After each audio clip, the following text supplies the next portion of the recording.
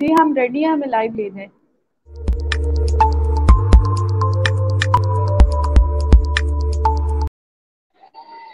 अस्सलाम वालेकुम, मैं हूँ आपकी अपनी होस्ट ज़ुनैरा सज्जाद। उम्मीद करती हूँ इस आलमी वबा के दौर में आप सब खैरियत से होंगे और आपको फिर इल्म सिटी में एक बार खुशामदीद कहती हूँ। हमारे साथ जो गेस्ट मौजूद हैं उनका नाम है नवीद अली। अस्सलाम वालेकुम सर। वालेकुम सलाम जुनैरा, कैसी हैं आप? अल्हम्दुलिल्लाह मैं ठीक हूँ सर, आप कैसे हैं? अल्हम्दुलिल्लाह, अल्लाह का शुक्र। मैं अपने नाजरीन को भी बहुत बहुत खुशामदीद कहती हूँ जो हमारे साथ मौजूद हैं, और उनसे कहना चाहूँगी कि हमारे टॉपिक से रिलेटेड आपके ज़हनों में जो भी सवालात हों वो आप हमसे कमेंट सेक्शन में पूछिए, हम उनको ज़रूर आंसर करेंगे। और साथ ही साथ मैं ये बताती चलूँ, आज जिस टॉपिक पे हम बात करने जा रहे हैं वो है म्यूचुअल फंड्स। आइए इसके बारे में मज़ीद जानते हैं सर से। सर बताइएगा, इन्वेस्टमेंट का क्या तस्वुर है हमारे मुल्क में? जुनैरा, सबसे पहले तो मैं इल्मी सिटी वालों का काफ़ी शुक्रगुजार हूँ कि उन्होंने मुझे एक प्लेटफॉर्म दिया है जहाँ से मैं हमारी जो आवाम है, ऑडियंस है, उनको थोड़ी सी अवेयरनेस दे सकूँ म्यूचुअल फ़ंड के हवाले से। क्योंकि बेसिकली म्यूचुअल फ़ंड एक ऐसा टॉपिक है जिसके बारे में हमारी आवाम को नहीं पता। इवन खाली पाकिस्तान में सिर्फ 2% लोग हैं जिन्होंने अपनी इन्वेस्टमेंट म्यूचुअल फंड में की हुई है। जबकि अगर आप हमारे हमसाय ममालिक में देखेंगे, वहाँ पे 70 से 80% लोग जो हैं वो म्यूचुअल फंड में इन्वेस्टमेंट रखते हैं अपनी। तो आप यहाँ से देख लें कि हमारे मुल्क में इस टाइम म्यूचुअल फंड के बारे में लोगों को बहुत कम अवेयरनेस है और इन्वेस्टमेंट तो लोग करते ही नहीं हैं। तो इस वाले से मैं इल्मी चैनल वालों का शुक्रगुजार हूँ कि उन्होंने इस पे प्रोग्राम रखा है। तो उसके अलावा एक मेरी दरख्वास्त है, जो हमारी यूथ है, हमारी जो नौजवान नस्ल है, जो कि अक्सर इंटरनेट पे, अक्सर यूट्यूब पे वो सर्च कर रहे होते हैं हाउ टू बिकम रिच, हम किस तरीके से इन्वेस्टमेंट अचीव कर सकते हैं। वो तमाम नौजवान हजरात और जो हमारे वालिदैन हैं, बुजुर्ग लोग हैं, जो कि अपने बच्चों के लिए कुछ इन्वेस्टमेंट करना चाहते हैं कि उनकी शादी के लिए या पढ़ाई के लिए कुछ अच्छी सेविंग्स वो कर लें। जो रिटायर्ड लोग हैं, जो कि चाहते हैं कि हमारे पास कुछ ऐसी अमाउंट है उसको हम किसी जगह पे इन्वेस्ट कर लें जहाँ से हमें माहाना खर्चा मिल जाए और हमारा एक अच्छा गुजारा हमारा उसमें हो जाए, हमारा एक मंथली खर्चा उसमें निकल जाए। और हमारे जितने भी ओवरसीज भाई हैं, जो कि इस टाइम बाहर से अपनी काफ़ी आमदनी का एक बहुत बड़ा जो हिस्सा है वो हमारे मुल्क में भेजते हैं इन्वेस्टमेंट के हवाले से और सेविंग्स के हवाले से। आपने जो ये मेरा वीडियो है इसको शुरू से लेकर आखिर तक देखना है, क्योंकि मैं इसमें आपको म्यूचुअल फंड के बहुत बेसिक और बहुत अहम जो हमारे कवानीन है और जो म्यूचुअल फंड में आप किस तरीके से इन्वेस्टमेंट कर सकते हैं, आपको किस तरीके से आपको बेनिफिट दे सकते हैं, उस हवाले से मैं आपको इसमें बहुत अच्छा एक आपको अप टू डेट कर दूंगा म्यूचुअल फंड के हवाले से सारी चीज़ें। तो अब अगर इन्वेस्टमेंट में बात की जाए तो हमारे इस वक्त जितने भी पाकिस्तान में मोस्टली सेविंग्स खवातीन करती हैं, तो वो करती है क्या है, वो कमेटी वगैरह डाल लेती हैं। मर्द हजरात भी अगर मार्केट में हो, किसी की कुछ शॉपकीपर है, वो भी ज़्यादा कमेटी वगैरह डाल लेता है, चलो यार कुछ सेविंग्स हो जाएगी।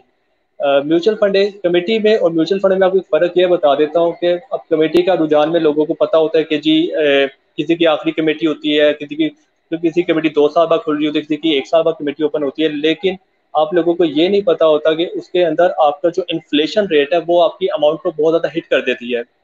बिल्कुल, अगर एक बंदे ने की 1 लाख की कमेटी है, उसने 2020 में की है, 2022 में उसकी कमेटी ओपन हुई है, 2 साल में उसका जो 1 लाख रुपया था उसकी वैल्यू 1 लाख जैसी नहीं रहती, वो रह जाता है 80,000 पे। तो 20,000 का उसको लॉस हो जाता है।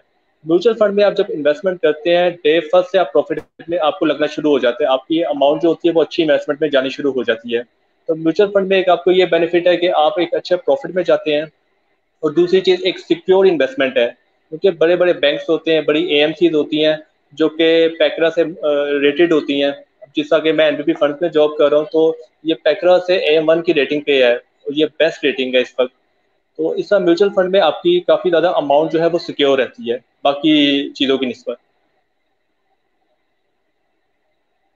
ठीक है सर। सर अब आप ये बताएं कि आपके पास इन्वेस्टमेंट की कौन सी प्रोडक्ट्स हैं? बेसिकली हमारे पास म्यूचुअल फंड में 3 तरह की प्रोडक्ट्स होती हैं। एक होती है मनी मार्केट, एक होती है इनकम कैटेगरी, एक होती है स्टॉक्स फंड। अब जो से लोग बिल्कुल जो बुजुर्ग लोग हैं जो कि कहते हैं कि हमें महाना प्रॉफिट चाहिए, कोई ऐसा आप हमें प्रोडक्ट बता दें जिसमें हम पैसे डाल दें, उस पर हमें महीने का कुछ प्रॉफिट आ जाए, तो हम उनको सजेस्ट करते हैं कि आप पैसे अपने मनी मार्केट में रखें। इसमें उनका जो कैपिटल अमाउंट होती है वो भी सिक्योर रहता है और उस पर उनको एक महाना प्रॉफिट अच्छा मिलना शुरू हो जाता है।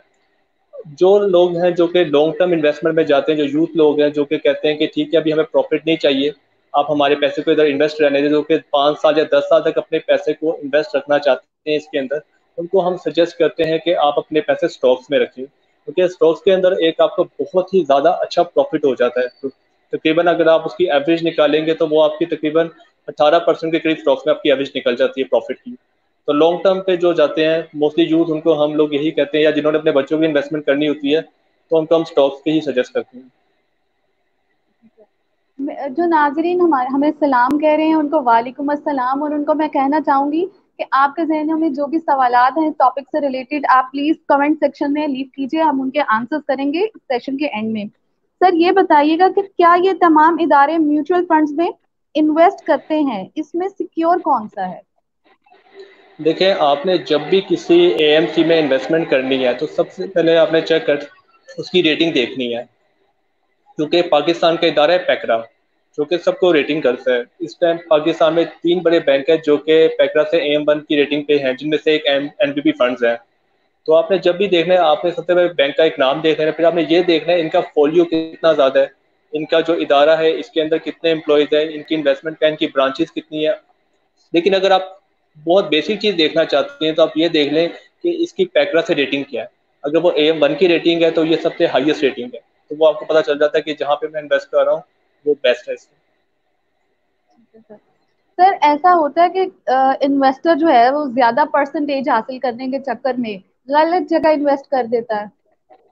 ये तो बहुत ही ज़्यादा, ऐसा तो बहुत ही ज़्यादा होता है। अब अगर अगर आपने देखा होगा तो डबल शाह तो आपको पता है यहाँ पे काफ़ी ज़्यादा हैं, जो कि लोगों को गलत तरीके से बता देते हैं, फिर लोगों की असल अमाउंट भी जाती है, प्रॉफिट तो मिलता नहीं है उनकी जो असली, क्योंकि देखिए बंदे की एक जमा पूंजी होती है, ये जो उसकी इन्वेस्टमेंट होती है। अब उसकी वो सारी के सारे प्रॉफिट तो उसको मिला नहीं, उसकी अपने रकम भी सारी ज़ाया हो जाती है, फ्रॉड हो जाते हैं।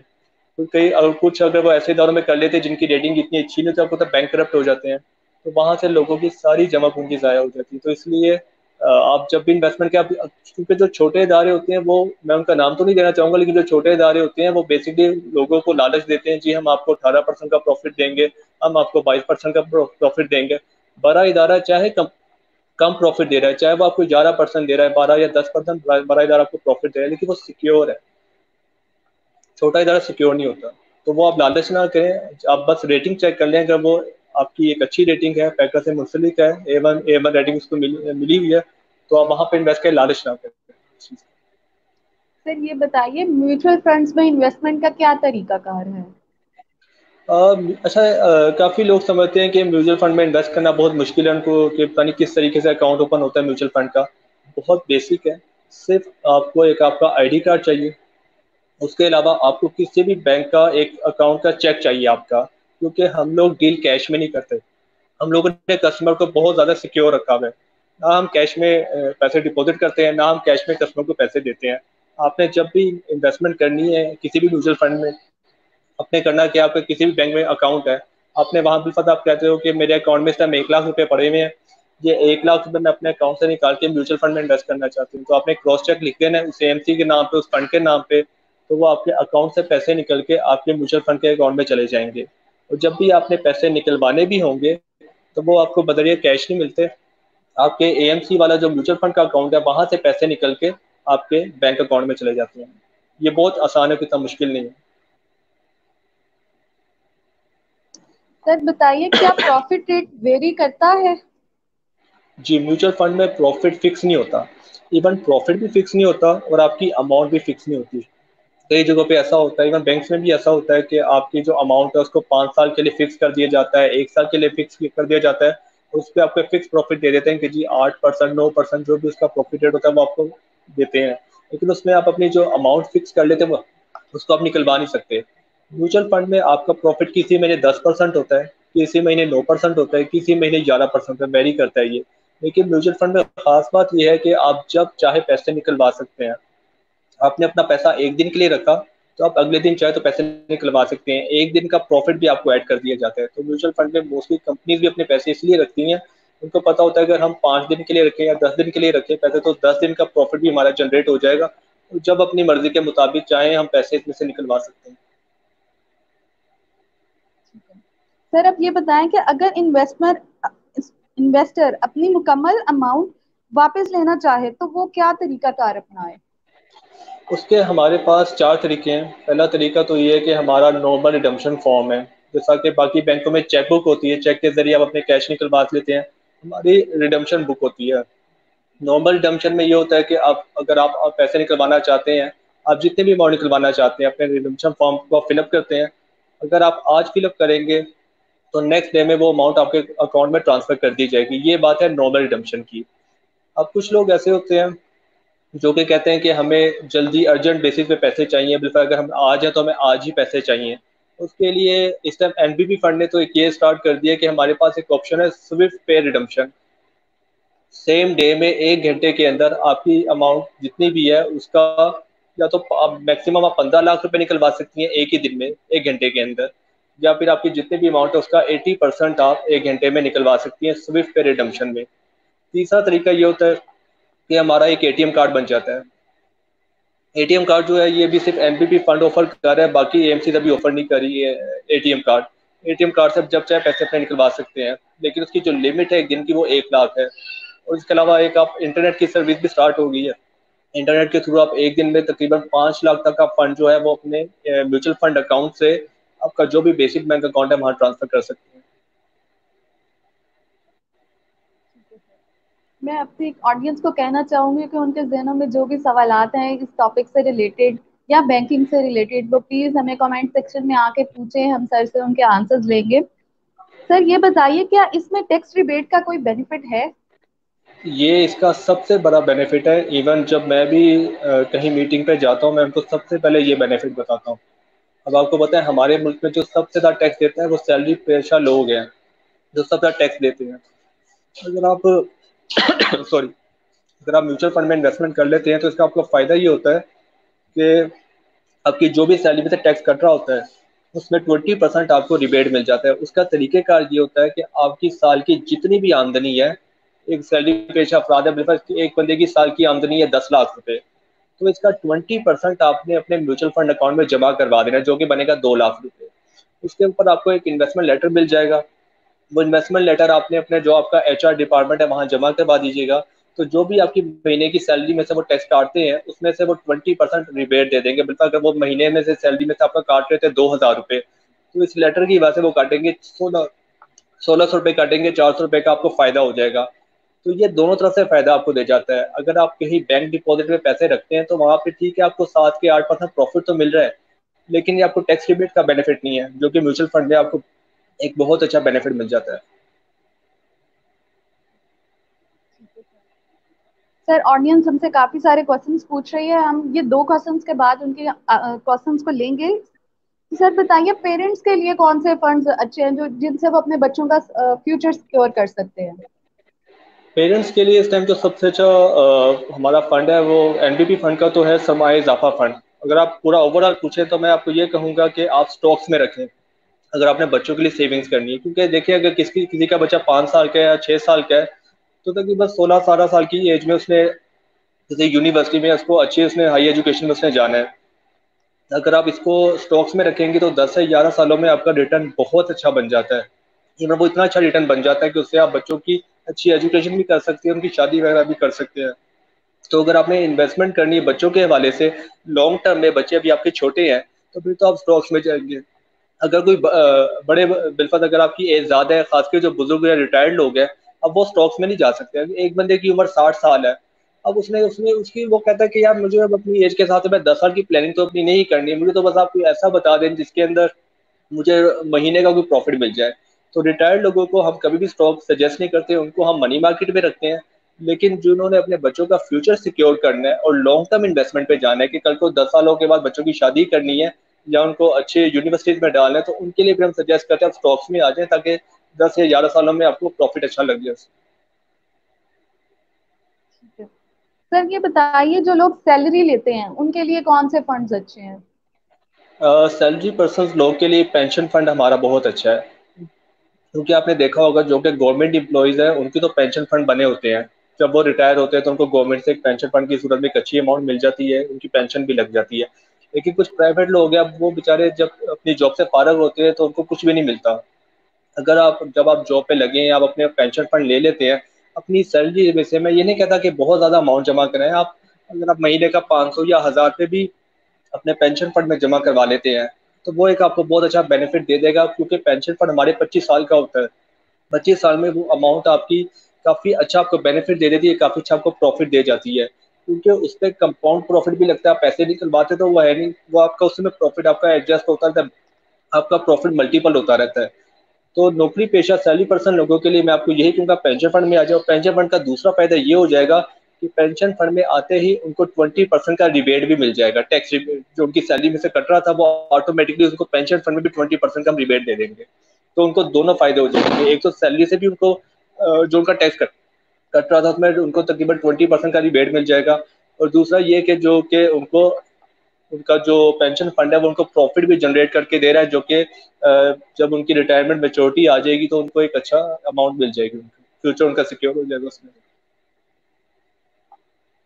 जी सर, अब हम अपने ऑडियंस के क्वेश्चंस की तरफ जाएंगे। जी जी। बहुत सारे लोग इस टॉपिक को जो है अच्छा कह रहे हैं, उनकी नॉलेज में इजाफा हो रहा है। अजहर नदीम पूछ रहे हैं, kindly suggest bank and institute for mutual funds. इस टाइम जो मैं अगर आपको एक बिल्कुल, क्योंकि मैं एनबीबी फंड में काम करता हूँ, लेकिन मैं आपको एक बिल्कुल ओवरऑल बता रहा हूँ, ये कि मैं इसलिए कि मैं एनबीबी फंड में काम करता हूँ मैं उसकी तारीफ कर रहा हूँ। मेरे हिसाब से एनबीबी फंड बेस्ट है। उसकी वजह ये है क्योंकि सबसे पुराना इदारा जो पाकिस्तान में है वो एनबीपी फंड्स है। तो इसको तकरीबन 14 ईयर्स हो गए। बाकी बैंक्स भी आए हैं लेकिन वो अब आए हैं, किसी को 5 साल हो गए, किसी को 7 साल हो गए। और दूसरा फायदा आपको एनबीपी फंड में ये आ जाएगा, जितनी फैसिलिटीज एनबीपी फंड दे रहा है आपको बाकी बैंक्स नहीं दे रहे। एनबीपी फंड में आपका जो म्यूचुअल फंड अकाउंट है इनको इन्होंने एक बेसिक बैंक अकाउंट की तरह बना दिया। आपको मोबाइल ऐप भी दे दी है, आपको एटीएम कार्ड भी दे दिया, आपको स्विफ्ट पे भी बता दिए। कुछ बैंक ऐसे हैं जहाँ पे आप जब नॉर्मल रिडम्पशन करते हैं तो 4 से 5 दिन बाद वो पैसे आपके अकाउंट में ट्रांसफर होते हैं, जबकि एनबीबी फंड में आपको 1 घंटे के अंदर ही आपकी अमाउंट ट्रांसफर कर दी जाती है। आपकी मैक्सिमम अमाउंट 15 लाख या जो आपकी अमाउंट का 80% है वो आपको 1 घंटे में मिल जाता है। और जो नॉर्मल रिडम्पशन अगर आप सारे के सारे पैसे निकलवाना चाहते हैं तो नेक्स्ट वर्किंग डे में वो पैसे आपके अकाउंट में ट्रांसफर कर दिए जाते हैं। और फिर जो मैंने आपको वीडियो के शुरू में बताया था कि पैकरा से एएम1 की रेटिंग भी एनबीबी फंड की है। सर सज्जाद खान पूछ रहे हैं, म्यूचुअल फंड के क्या स्मॉल बिजनेस के लिए इस्तेमाल हो सकते हैं? जी, बहुत हो सकता है, बल्कि जो हमारे कई ऐसे लोग हैं जो स्मॉल बिजनेस में होते हैं वो अपने पैसे जो है वो म्यूचुअल फंड में रखते हैं। इसकी सबसे आपको मेन वजह ये है, मैं आपको बताता हूँ। जो कंपनी अकाउंट होते हैं वो पैसे अपने मोस्टली रखते हैं बिजनेस के अंदर, सर्कुलेट करते हैं अपने पैसे को। वो ये नहीं कहते कि हमारा पैसा कहीं फिक्स हो जाए। तो मैं आपको ये कहता हूँ कि जब आपका आपने एक आपका भी स्टॉक बिक रहा है, अब आपने अपने जो पैसा आपने जो कमाया है उसको कहीं ना कहीं तो रखना है आपने। आप उसको या बैंक पे रखेंगे या किसी फाइनेंशियल इंस्टीट्यूट में रखेंगे, तो आप उसको म्यूचुअल फंड में रखने। म्यूचुअल फंड में रखने से आपको फायदा ये होगा, जितने दिन तक आपका म्यूचुअल फंड में पैसा रखा रहेगा, चाहे वो 1 दिन हो चाहे वो 2 दिन हो, वो 2 दिनों का प्रॉफिट भी आपको मिल जाएगा उसके अंदर। और उसके अलावा उसमें आपको एक टैक्स रिबेट का बेनिफिट भी आपको आ ही जाएगा उसके अंदर, म्यूचुअल फंड के अंदर, जो कि बाकी जगहों पे नहीं आएगा आपको।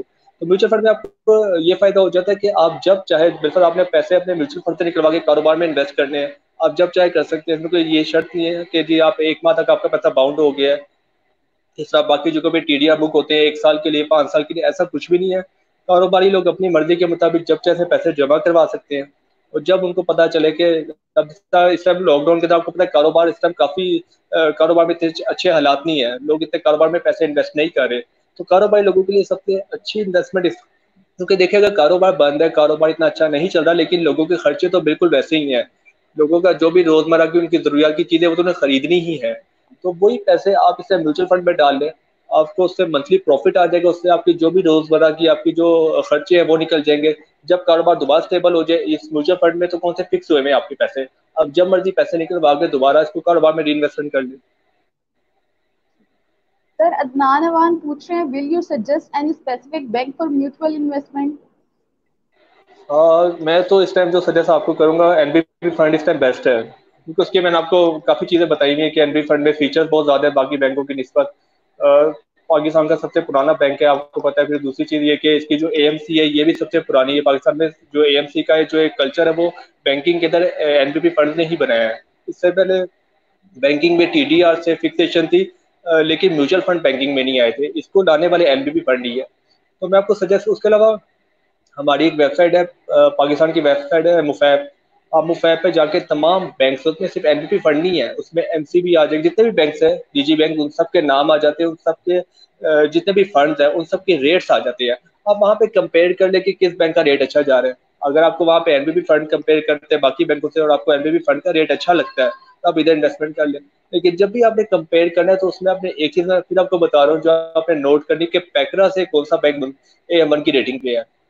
क्योंकि जो पैकरा से A1 की रेटिंग पे है उसको एक अच्छा उसको एक रैंक उसको मिला हुआ है वहाँ पे। ठीक है सर, ये क्वेश्चन एक और है कि did you achieve your targets which your management wants? जी मैंने अपने तकरीबन जो टारगेट होते हैं हमारे, मैं तकरीबन नेक्स्ट 4-5 ईयर्स के टारगेट अचीव कर लिए थे अपने एक साल के अंदर। उसकी वजह थी, अगर इस टॉपिक पे मैं आपसे बात करूं तो अगर आपने अपने टारगेट अचीव कर, सबसे पहले तो आपको अपने सीनियर्स की बात सुननी होती है। आपके सीनियर्स आपको गाइड करते हैं, वो जिस तरीके से आपको कह रहे हैं कि इस तरीके से आप क्लाइंट को बताएं, इस तरीके से क्लाइंट को ये वाले फीचर्स बताएं। और म्यूचुअल फंड में होता है कि आपको सही टाइम पे सही जगह जाना होता है। अब एक बंदा है जिसके पास पैसे नहीं है, वो इन्वेस्टमेंट नहीं कर सकता, आप उसको बातें बताएंगे, उसका दिल तो करेगा लेकिन उसका पैसे नहीं, तो वो इन्वेस्ट कैसे करेगा। तो इसलिए आपको देखना पड़ता है, आपको उसी बंदे के पास जाना पड़ता है जिसकी नीड है। कोई बिजनेसमैन है, कोई पैसे इन्वेस्ट करना चाहता है, जिसके पास पैसे हैं, तो उसी को आप हिट करें, उसी को आप बताते हैं कि इस तरीके से आप इधर इन्वेस्ट कर लें। तो मैंने यही काम किया था। जिस तरीके से मेरे सीनियर्स ने मुझे बताया था कि आप इन लोगों को टारगेट करें, इन लोगों को आप बताएं कि इसी तरीके से म्यूचुअल फंड में आप इन्वेस्टमेंट करें, उनको टैक्स रिबेट के बारे में बताएं, पेंशन फंड के बारे में बताएं। तो मैंने बिल्कुल ऐसे ही काम किया था। अल्लाह का शुक्र है, मुझे 2 साल हो गए हैं।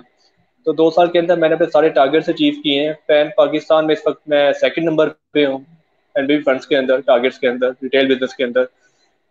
तो वो मैं आपको यही कहूंगा कि अगर आप अपने सीनियर्स के बताए हुए, तक मेरे जो सीनियर्स है इस टाइम, मेरे जो एरिया हेड है, जिन्होंने मुझे बहुत अच्छा, सर वसीम है, जिन्होंने मुझे बहुत गाइड किया और बहुत उन्होंने मुझे बताया कि इस तरीके से आप काम करें, और मुझे एक अच्छा इसके बारे में किया है काफी ज्यादा। सर, इसके अलावा कोई सजेशन जो आप देना चाहें म्यूचुअल फंड से रिलेटेड?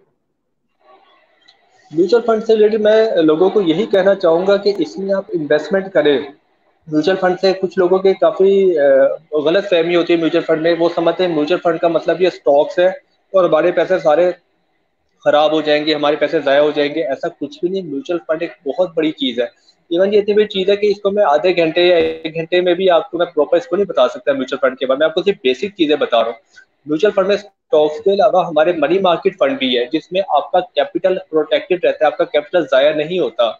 आप अगर बिल्कुल आप 10 लाख रुपए आप इसमें जमा करवाते हो, उसमें 10 लाख आपका महफूज रहेगा अगर आप मनी मार्केट में आ जाएंगे। और उसके बरक्स आपको हर महीने अच्छा प्रॉफिट मिलेगा, और प्रॉफिट भी आपका फिक्स नहीं होता, वेरी कर रहा होता है। कभी 10 है, कभी 9 है, कभी 8 है। और जो आपकी अमाउंट है बिल्कुल 1 मिलियन की, वो भी फिक्स नहीं होती, आप उसको जब मर्जी निकलवा सकते हैं। आप कोई फिक्सेशन नहीं। बिल्कुल आप म्यूचुअल फंड के वजह से कुछ लोग कहते हैं कि प्लॉट ज्यादा बेहतर है। तो देखिए, अगर आप प्लॉट, मैं मानता हूँ प्लॉट बेहतर है, प्लॉट कोई बुरी इन्वेस्टमेंट नहीं, लेकिन प्लॉट में आपको पता है आजकल जितने फ्रॉड वगैरह हो जाते हैं। ऊपर से प्लॉट अगर आपने परचेज कर लिया है, प्लॉट को बेचने के लिए आपको पहले कोई प्रॉपर्टी डीलर ढूंढना पड़ेगा, फिर उसको कमीशन अलग देनी पड़ेगी, वो एक बड़ा लॉन्ग प्रोसेस है। जबकि म्यूचुअल फंड में अगर आपने 1 मिलियन की इन्वेस्टमेंट की है, 2 मिलियन की इन्वेस्टमेंट की, आप निकलवाना चाहते हैं, नेक्स्ट एक दिन के अंदर आप अपने सारे के सारे पैसे निकलवा सकते हैं। ओपन एंडेड है, फिक्सेशन कोई नहीं है। आपको कोई सिरदर्द नहीं है इस चीज की कि आप प्लॉट में कोई इशू ना हो जाता है, तो म्यूचुअल फंड में ज्यादा कोई मसला ही नहीं है। तो मैं आपको यही कहूंगा कि सेविंग्स करें, और कोशिश करें जो यंग लोग हैं वो कभी भी शॉर्ट टर्म इन्वेस्टमेंट ना करें। जो जो यूथ है, मैं यूथ को यही कहना चाहूंगा लॉन्ग टर्म में जाए। अब जो वारेन बफेट है, जो कि इस टाइम दुनिया के अमीर लोगों में जिनका शुमार होता है, उनके कभी आप अखबार उनकी या कभी आप बातें पढ़े, उनके मोटिवेशनल वीडियो देखे, तो वो हमेशा क्या कहते हैं कि मैंने अपने पैसे स्टॉक्स में इन्वेस्ट किए थे और मैं स्टॉक्स को बड़े सब्र और तहमुल के साथ देखता हूँ। इस बात से उनका ताल्लुक यही था कि स्टॉक्स का मतलब ये नहीं कि 1 महीने की इन्वेस्टमेंट है या 1 साल की इन्वेस्टमेंट है। स्टॉक्स एक लॉन्ग टर्म इन्वेस्टमेंट है, कम से कम 10 से 11 साल होगी। अगर आप इसको 10 से 11 सालों के अंदर जाते हैं तो स्टॉक्स आपको बहुत अच्छा बेनिफिट देके जाते हैं। लॉस में आपको कभी नहीं रखते। जैसा कि अगर आप एक प्लॉट लेके छोड़ देते हैं, आपको पता होता है कि मोस्टली ओवरसीज लोग यही करते हैं, जब वो पाकिस्तान आते हैं कोई लोग प्लॉट लेके छोड़ देते हैं, वो कहते हैं चलो यार 10-15 सालों बाद जब पाकिस्तान वापस आएंगे तो हमारे प्लॉट की कीमत अच्छी हो जाएगी। कीमत तो अच्छी होगी तो उस प्लॉट पे कब्जा हो जाता है। तो उसमें अगर आप यहाँ पे इन्वेस्टमेंट कर लेते हैं म्यूचुअल फंड के अंदर, तो आपको कोई टेंशन नहीं है। आपको पता है एक फाइनेंशियल इंस्टीट्यूट है काफी बड़ा जिसमें मेरी अमाउंट इन्वेस्ट हुई है, और वो आपको एक अच्छा प्रॉफिट बना देते। बल्कि अगर आप 10 सालों में रखेंगे म्यूचुअल फंड में वो आपको प्लॉट से ज्यादा प्रॉफिट बना देगा। सर अलिशबा अदनान अवान पूछ रही हैं कि करंट अकाउंट और सेविंग अकाउंट में क्या डिफरेंस है। बेसिकली जो करंट अकाउंट है उसमें आपको प्रॉफिट कोई नहीं होता, आपकी जो अमाउंट है वो उतने की उतनी ही रहती है, ठीक है। सेविंग अकाउंट जो होता है उसमें आपको प्रॉफिट लगता रहता है डेली बेसिस पे। अगर आप बैंकिंग के सेविंग अकाउंट्स आएंगे तो उसमें थोड़ी फिक्सेशन वाली चीज़ें भी आ जाती हैं। लेकिन अगर आप, क्योंकि उसमें आपका पैसा फिक्स होता है, अगर बैंक ने आपको बता दे कि जी आपको महीने का 7% या 8% रेट मिलेगा तो वो फिक्स रहेगा, वो 7 से 8 नहीं होगा, जो एक आपका चलेगा उस महीने का रेट वो उसी पे रहेगा। म्यूचुअल फंड में वेरी करेगा। म्यूचुअल फंड में डेली प्रॉफिट आपका ऊपर नीचे हो रहा होता है, फिगर्स में मैडनेस से फिगर्स होते हैं।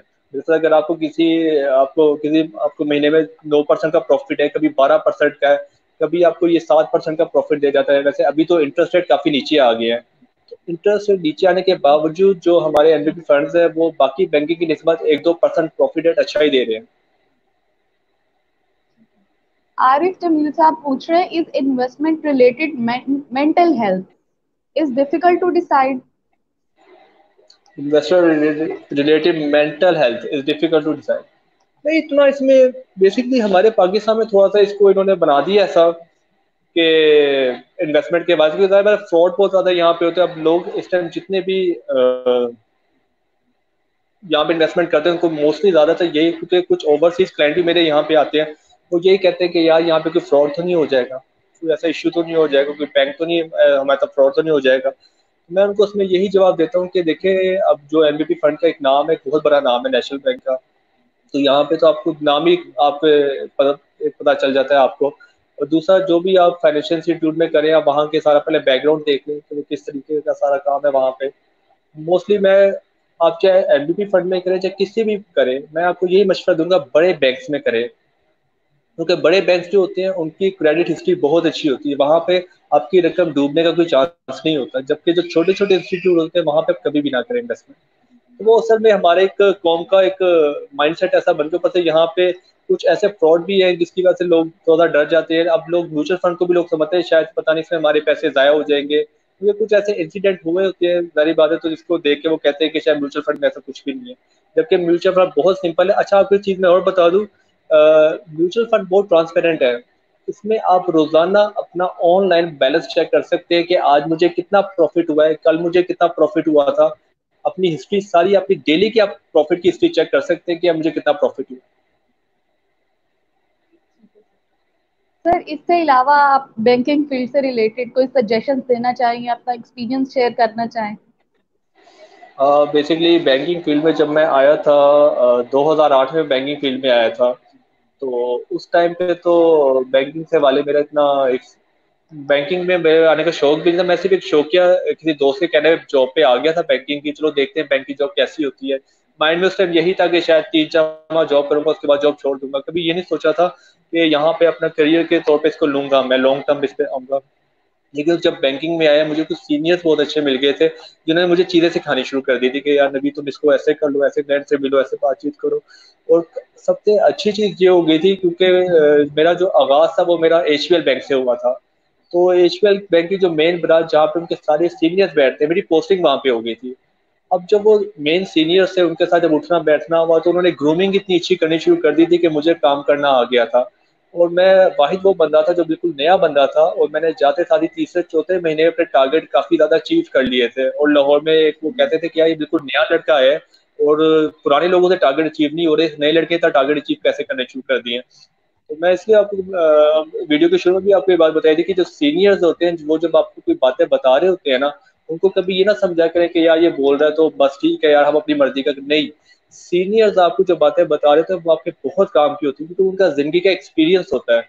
मैंने तो उन्हीं की बातों पे अमल करके अपना एक नाम बनाया था। इवन एचबीएल बैंक में जब मैं बैंक इंश्योरेंस को देख रहा था तो मैंने वहां पे भी, मैं पाकिस्तान पैन पाकिस्तान में टॉप 3 के अंदर होता था। किसी 6 माह के बाद हमारा एक मैगजीन आता आता था उसका, तो उसमें किसी महीने में दूसरे नंबर पे होता था, किसी महीने में फर्स्ट नंबर पे होता है। तो एचबीएल में भी अपने सारे टारगेट अचीव किए हुए थे मैंने काफी ज्यादा। उसकी वजह यही थी कि कुछ अच्छा सीनियर्स का मुझे काफी सपोर्ट किया था उस टाइम पे भी। तो मैं लोगों को यही कहूंगा जो भी नए जॉब पे जाते हैं तो वो इस चीज़ को अक्सर कुछ लोग हमारे यहाँ पे ऐसा भी होता है जो कि नया बंदा जाता है, उसको 3-4 माह होते हैं तो वो समझते हैं हमें बहुत कुछ आ गया है। अपने सीनियर्स को वो इतना नहीं समझते, वो कहते हैं नहीं अब हमें आ गया, हम सब कुछ खुद ही कर लेंगे, सीनियर्स बोलता है तो बोले तो कोई बात नहीं, हमें ज़्यादा पता है। जो लोग ये करते हैं वो कभी भी आगे नहीं जाते, जो अपने हमेशा सीनियर्स की बातों को लॉन्ग टर्म लेके चलेंगे वही आगे जाएंगे। Sir thank you so much, आपने इतनी अच्छी इन्फॉर्मेशन हमारे साथ शेयर की। एंड में आप कोई मैसेज देना चाहें? मैसेज तो मैं अपने तमाम पाकिस्तानी भाई बहनों को सबको यही कहूँगा कि देखिए सेविंग्स जो है इसको ज़रूर करें। सेविंग्स जो है ये, क्योंकि अगर आज आप सेविंग करेंगे कल को यही आपको एक अच्छा समय कार्य आपकी बनेगी।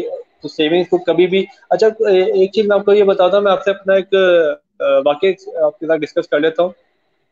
कुछ लोग मुझे कहते थे कि यार सेविंग्स नहीं होती, जितने पाकिस्तान में खर्चे हैं ना हमारी सेविंग्स नहीं होती। तो मैं उनको अपने फादर का एक वाकया बताता था। बेसिकली मेरे फादर ने बहुत पहले ना एक इंश्योरेंस पॉलिसी ली हुई थी हमारे नाम पे।